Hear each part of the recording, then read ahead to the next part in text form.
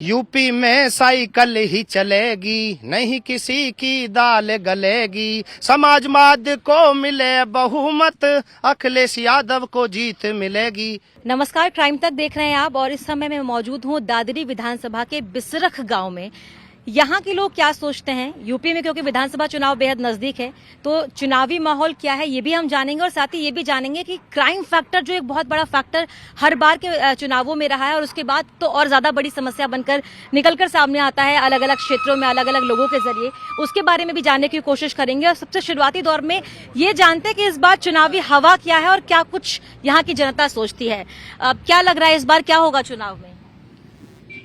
चुनाव में तो योगी की आएगी। हो तो टक्कर क्या है, कौन कौन सी पार्टीज की टक्कर यहाँ पर है, कौन कौन किस किस का दबदबा ज्यादा है? क्या लगता है कि कौन सा प्रत्याशी ज्यादा मजबूत है इस बार?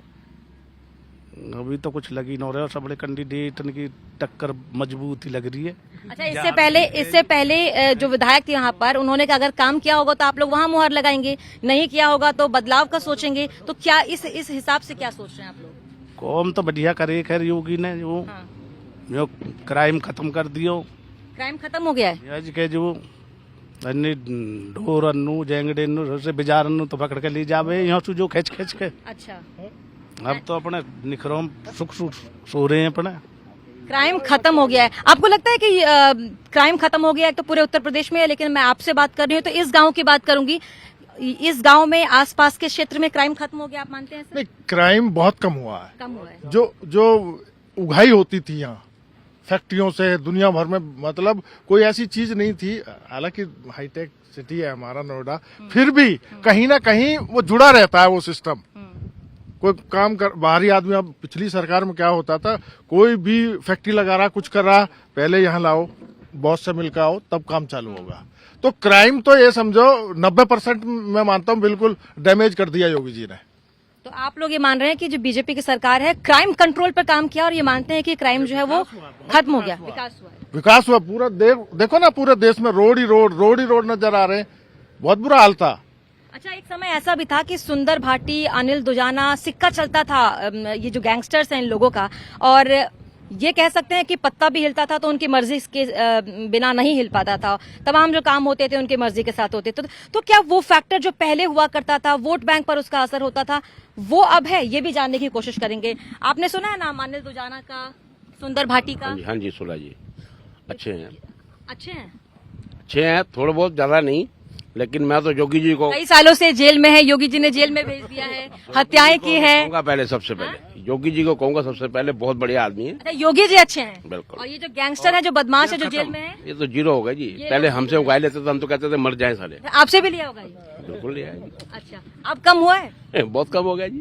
चलिए, आपके हिसाब से भी क्राइम खत्म हुआ। आप जानते हैं अनिल दुजाना को, सुंदर भाटी को? सुना है इनके बारे में, लेकिन सबसे पहली बात तो ये है कि देखिए, अभी जैसे उनके टाइम में जब हम छोटे छोटे थे, ज्यादा वैसी एक्नॉलेजमेंट भी नहीं थी इन चीजों से रिलेटेड।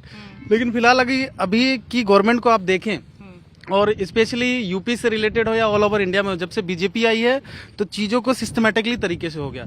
चाहे आप किसी भी रिलीजन से बिलोंग करते हैं, डजंट मैटर कि आपकी सुनवाई पहले हो रही है। आप में भी हो सकता है कि आप सपोर्टर नहीं हो, धर्म के आधार पर काम नहीं होता, बिल्कुल भी नहीं होता। ये मैंने बहुत अच्छे से देखा। लोग तो कहते हैं कि योगी जी हिंदुत्ववादी है, नहीं, देखो, मुसलमान के दुश्मन है जी, ऐसा कुछ भी नहीं है। लेकिन कुछ ऐसे मुस्लिम हैं जिनको ज्यादा बेनिफिट्स प्रोवाइड हुआ। आप अगर मैनपुरी देख लो, कई ऐसी जगह है जहाँ से लोग बिलोंग करते हैं, आपको दिख जाएगा यूट्यूब में, टीवी में दिख जाएगा, वो डायरेक्टली आके बात करते हैं। तो जो एजुकेटेड है, जिनको एक्नॉलेजमेंट है थोड़ी सी, वो बिल्कुल भी इस टॉपिक पे नहीं है कि धर्म के आधार पे काम होता है। हाँ, किसी किसी जगह आप ऐसा देख सकते हो जिसको दोनों पक्षों की तरफ से एक पक्ष को ज्यादा दिखाया जाता है, तो लोगों का जो अट्रैक्शन है उस चीजों को देख के इस बार आप वोट डालेंगे? ऑब्वियसली डालेंगे।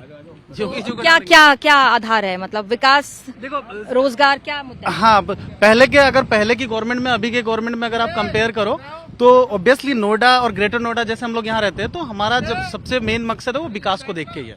विकास को देखकर वोट डालेंगे। आप जानते हैं Sundar Bhati, Anil Dujana? I have heard the name of them. They are, नाम सुना हुआ? या, कैसे नाम सुना है, कि किस तौर पर जानते हैं? Basically these are the thing of past. Since Yogi come, they are hiding for forgiveness, and you can see Yogi is doing a tremendous job. अच्छा, योगी जी ने सबको हटा दिया, खत्म कर दिया, छुपा दिया, और ये सभी लोगों का मानना है कि इस बार जो विकास के मुद्दे पर वोट डालने वाले हैं। क्राइम की अगर बात करें तो जो क्राइम है ये मानते हैं कि कम हुआ है, बहुत कम हुआ है। आपको क्या लगता है क्या होगा इस बार चुनाव में, किसकी हवा है?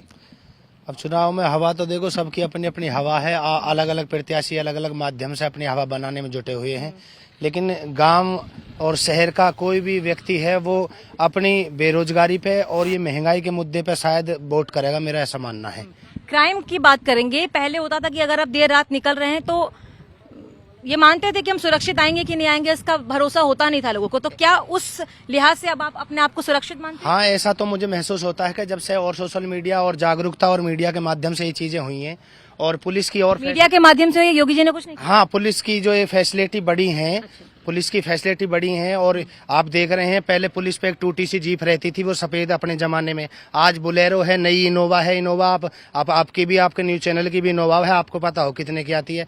तो ये व्यवस्था एक आर्थिक रूप से कोई भी सरकार रही है उसने दी है, तो ये मजबूत हुई है व्यवस्था। यानी कि सुरक्षा पर खर्च किया है योगी जी ने, इसलिए आप लोग। योगी जी क्या, ये तो अखिलेश जी ने भी किया था अपने समय पे, 100 डायल को जो चालू करके वो पुलिस को जो है व्यवस्थाएं दी थी, तो ये कहीं ना कहीं फिर अंतर क्या हुआ? ये जो हम नाम बोल रहे हैं, सुंदर भाटिया, अनिल दुजाना और ये बड़े बड़े गैंगस्टर्स हैं जो बदमाश हैं, ये तो उसी समय के है ना जब अखिलेश यादव की सरकार थी, मायावती की सरकार थी। तो तब की सरकार में क्राइम के लिहाज से और अब की सरकार में क्या ऐसा है, जब ये अखिलेश सरकार थी उससे भी पहला जन्म इन लोगों का हो गया है इस धरती पर। इन ये नहीं कह सकते कि इन पार्टियों की वजह से ये पैदा हुए हैं, इनका जन्म पहले से है, इनका जैसा भी नेचर व्यक्तिगत जीवन रहा है वो पहले से है। ये बताइए कि आपके घर में जो महिलाएं हैं, जो आपकी बहनें हैं, घर की जो भी महिलाएं बाहर जाती हैं, तो मानते हैं कि सुरक्षित है?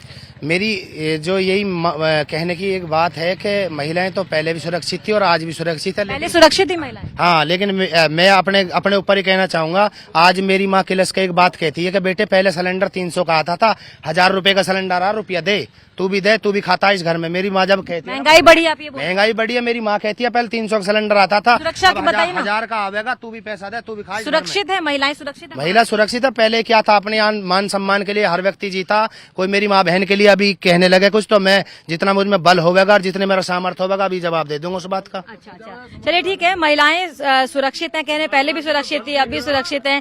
और क्राइम के लिहाज से अगर हम बिसरा गांव के लोगों की बात करें, इस विधानसभा दादरी विधानसभा क्षेत्र की बात करें, तो लोग मानते हैं विकास भी हुआ है और जो महिलाएं हैं वो सुरक्षित भी हैं, यानी कि क्राइम पहले से कम हुआ है, ये यहाँ की रिपोर्ट बताती है।